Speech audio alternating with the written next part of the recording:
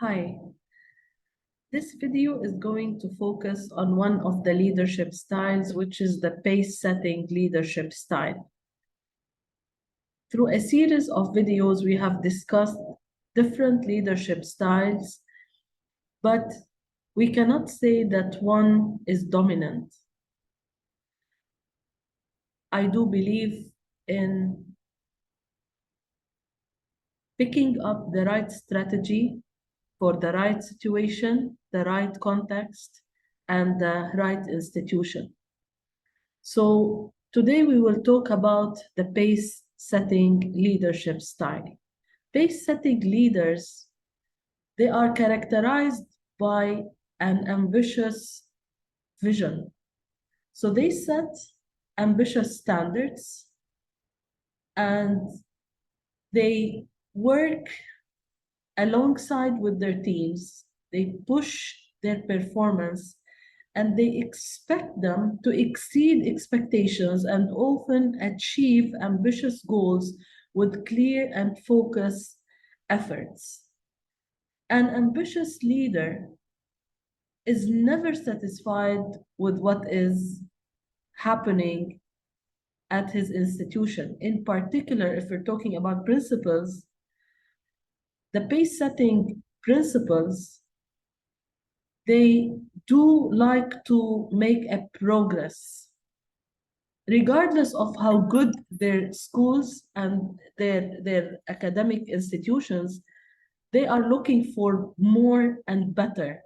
They look for ways in order to provide better services, create a work environment where everyone feels happy, everyone feels achieved, and everyone is making a progress.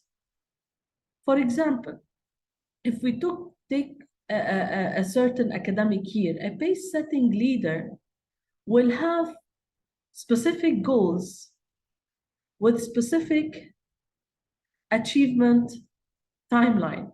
So for instance, starting the academic year in September, a pace-setting leader will say, we have those top 4 goals. By December, we will evaluate what progress we did and what we are going to do if not achieved. And then another set for March, and then another set for May, and then strategically planning the academic year after that. Pace-setting leaders are perfectionists. In what sense? In the sense of they want to achieve what was set, and they try their best to coach, support, mentor, guide, work hand by hand, lead from the front in order to avoid any kind of drop, okay, among the team, which might affect the achievement of that goal. They do not dominate, but they work together with the team. So if they feel that a department is not coping well with the requirement, they lift them up immediately. They do not wait until the end to hold them to account or to take decisive decisions such as terminate, fire, hire, replace, whatever. So why this leadership style is good for the team? Skilled and experienced team often strive under this kind of leader. They use the abilities of motivated and competent team members and make meeting goals feel urgent and exciting.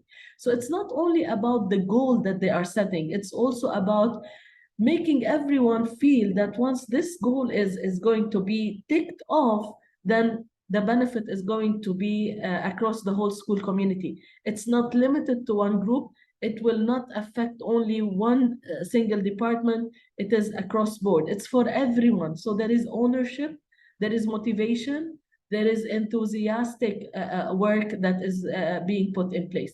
It can also be gratifying for team members to see this leader working hard alongside them, because they might say, oh, this leader is doing it all with us. So are we incompetent? This might make them feel, are we not good enough to do it on our own? No, it's not the case.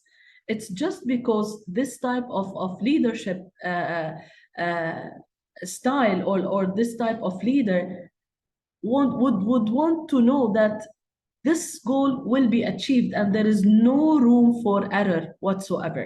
The leader expects the employees to exceed the goals with limited guidance, in the sense of they have to work, they have to do it. Okay, if they can do it, then good for them. If not, then working side by side all together. What are the potential challenges for leaders with pace-setting style? Pace-setting leaders can sometimes create a high-stress workplace environment. If goals are not realistic, it can overwhelm and demotivate the team. This combination can impact engagement and lead to burnout. So yes, it's good, but wisdom is definitely required. Okay, because maybe sometimes the presence, the regular presence of the leader on ground can create kind of stress for the team members, or can create kind of overwhelming environment where they feel demotivated, where they feel that they have to work hard, and this is beyond their capabilities.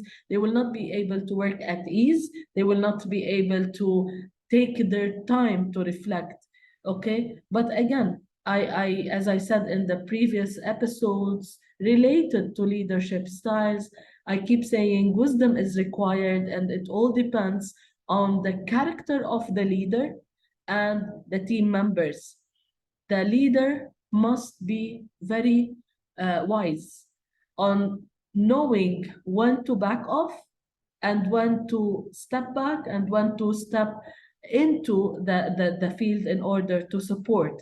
So it all has to be based on the situation at hand and what the institution is having as their futuristic targets, compliance requirements, and definitely strategic direction set by their boards or by the owners of the school.